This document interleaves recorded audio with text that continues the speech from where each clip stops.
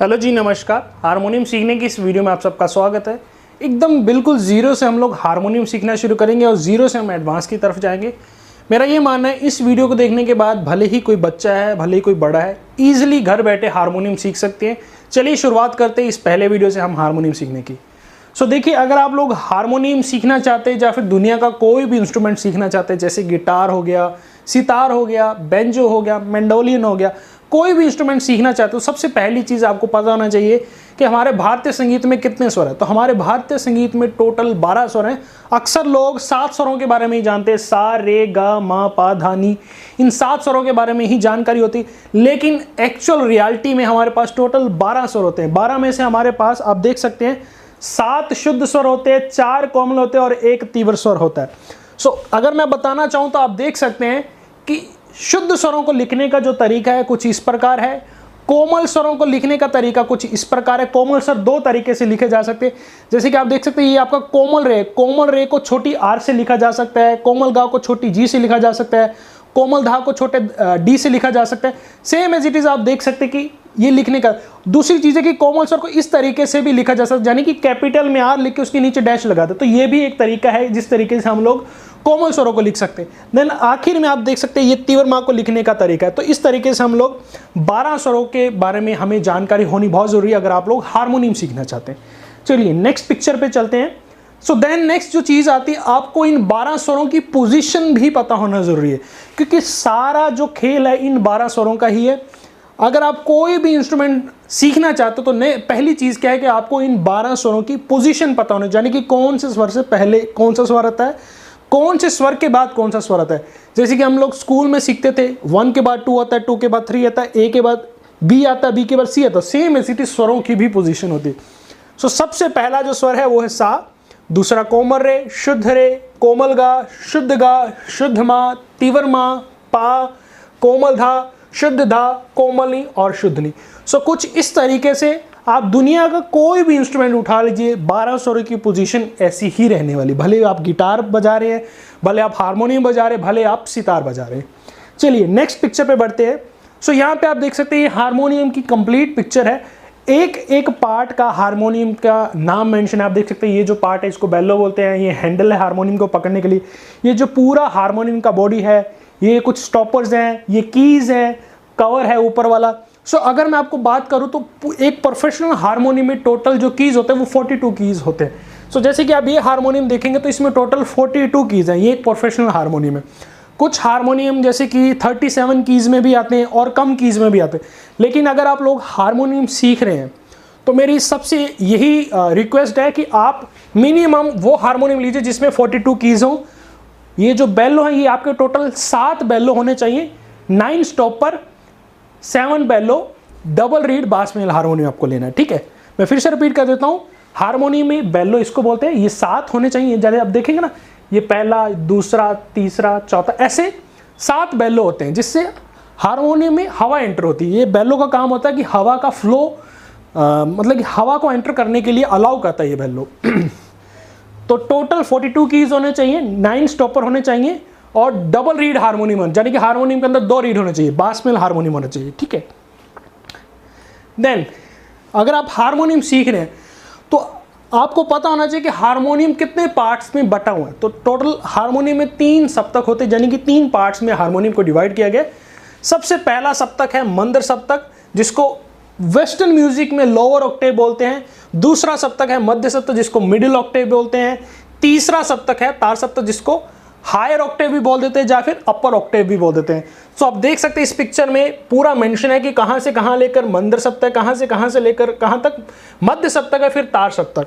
Next picture पे चलते हैं।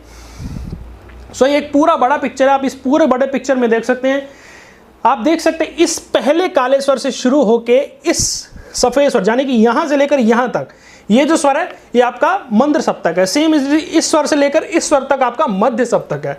देन इस स्वर से लेकर इस स्वर तक आपका तार सप्तक है। ये पूरे तीनों के तीनों सप्तक कैसे हारमोनियम पे डिवाइड किए हैं आप उसका पिक्चर देख सकते हैं, आपके सामने है। नेक्स्ट पिक्चर पे चलते हैं। तो हमारे हारमोनियम में टोटल, जैसे कि आपको पता कि 3 सप्तक है, लेकिन आपको यह भी पता होना चाहिए कि एक सप्तक में टोटल कितने स्वर होते हैं। तो एक सप्तक में टोटल 12 स्वर होते हैं। 12 में से हमारे पास 5 काले स्वर होते हैं और 7 सफेद स्वर होते हैं। मैं फिर से रिपीट करूंगा, टोटल 12 स्वर होते हैं हर एक सप्तक में। उन 12 स्वरों में से 5 काले स्वर होते हैं और 7 सफेद स्वर होते हैं। चलिए नेक्स्ट पिक्चर पे चलते हैं। अभी आप यहाँ पे देख सकते हैं, आपके पास पूरे हारमोनियम में देखिए, हम लोग कहाँ से काउंटिंग शुरू करें, यहाँ से शुरू करें। देखिए इस पहले काले स्वर से, हम चाहो तो यहाँ से भी है। मेन क्या है कि एक सप्तक में टोटल 12 स्वर होते हैं। आप सप्तक भले पहले सफेद बटन से शुरू करिए या फिर काले बटन से शुरू करिए, वो कोई फर्क नहीं पड़ता, सप्तक में 12 ही स्वर होंगे। तो मैंने क्या कि इस काले सफेद स्वर को इग्नोर किया और मैं इस पहले काले से काउंटिंग शुरू करूँ। 1 2 3 4 5 6 7 8 9 10 11 12, यानी कि इस पहले नंबर स्वर से लेकर इस 12 नंबर स्वर तक हमारा क्या है, मंद्र सप्तक है। Same as it is. फिर मैंने काउंटिंग कहां से शुरू करी, इधर से शुरू की। 1 2 3 4 5 6 7 8 9 10 11 12, इस 1 से लेकर इस 12 तक ये हमारा क्या है, मध्य सप्तक है। फिर अगली काउंटिंग करी, फिर मैंने इस काले स्वर से करी 1 2 3 4 5 6 7 8 9 10 11 12, इस 1 से लेकर इस 12 तक ये क्या हमारा तार सप्तक है। ठीक है। आप एक चीज और देखिए, हर एक सप्तक में, जैसे हमने मंद्र सप्तक लिया है, इस 1 से लेकर इस 12 तक, अगर आप काउंट करेंगे इस 1 से लेकर 12 तक आपके टोटल 5 काले स्वर आ रहे, 1 2 3 4 5, और सफेद स्वर कितने आ रहे, 1 2 3 4 5 6 7, जो कि हमने शुरू में पहले पिक्चर में भी देखा। तो एक सप्तक में टोटल 12 स्वर होते हैं, 12 स्वरों में से 5 काले स्वर होते हैं और 7 आपके सफेद स्वर होते हैं। तो ये कंप्लीट पिक्चर आप देख सकते हैं, एक जिसमें पूरे सप्तक मेंशन है और स्वरों के साथ मेंशन है। देन आपको शुरू में भी मैंने बताया था कि कौन से स्वर से पहले कौन सा स्वर आता है, कौन से स्वर के बाद कौन सा स्वर आता है। आपको 12 स्वरों की पोजीशन भी पता होना जरूरी है। देन उसके बाद आपके सामने यहाँ पे देख सकते हैं कि मंद्र सप्तक के जो स्वर है उनको लिखने का क्या तरीका है। देखिए ये क्यों जानना जरूरी है कि मंद्र सप्तक के स्वरों को कैसे लिखा जाता है, मध्य सप्तक के स्वरों को कैसे लिखा जाता है, या फिर तार सप्तक के स्वरों को कैसे लिखा जाता है। आप आगे चल के जब गानों की नोटेशन के लिए गूगल पे सर्च करते हैं, जैसे कि सपोज करिए आपको गाना निकालना है, एक प्यार का नगमा है, आपने गूगल पे सर्च किया एक प्यार का नगमा हारमोनियम नोट्स, वहां पे आपके सामने नोटेशन आ जाएगी। आपने पहली लाइन देखी एक प्यार का नगमा, तो एक प्यार के नीचे लिखा हुआ है सा रे। ठीक है, मान के चलिए उस सा के नीचे बिंदी लगी हो, तो आप कैसे समझे कि वो बिंदी क्यों लगी हुई है। अगर रे नॉर्मल लिखा, जैसे सा के नीचे बिंदी लगी हुई, उसके बाद जो आपका रे लगा हुआ है उसके नीचे भी बिंदी लगी, तो आप कैसे पहचानेंगे इसको कैसे समझेंगे बिंदी क्यों लगी है। तो स्वरों को समझने के लिए हर एक सप्तक के जो स्वर है उसको लिखने का तरीका होता है। मंद्र सप्तक के स्वरों को लिखने का तरीका ये है, जा तो स्वर के पहले बिंदी होगी, जैसे आप देख सकते हैं कि सा के पहले बिंदी है, फिर रे कोमल के पहले बिंदी है, फिर शुद्ध रे के पहले बिंदी कोमल का। एक तो ये तरीका हो गया कि हर स्वर के पहले बिंदी आ जाएगी। ठीक है। दूसरा तरीका ये भी हो सकता है कि स्वर के नीचे बिंदी लगा दीजिए, जैसे सा के नीचे बिंदी, कोमल रे के नीचे बिंदी, शुद्ध रे के नीचे बिंदी, कोमल गा के नीचे बिंदी, शुद्ध गा, हर एक स्वर के नीचे बिंदी। मतलब कि दोनों में से कोई भी एक तरीका हो सकता है, कोई इस तरीके से लिखता है, कोई इस तरीके से लिखता है। तो मैंने दोनों तरीकों के लिए आपको लिख के दिखा दिया। चलिए नेक्स्ट पिक्चर पे चलते हैं। जो मध्य सप्तक के स्वर होते हैं नॉर्मली लिखे जाते हैं, इनके ना तो नीचे बिंदी, ना ऊपर बिंदी, ना आगे बिंदी, ना पीछे बिंदी, नॉर्मली लिखे जाएंगे।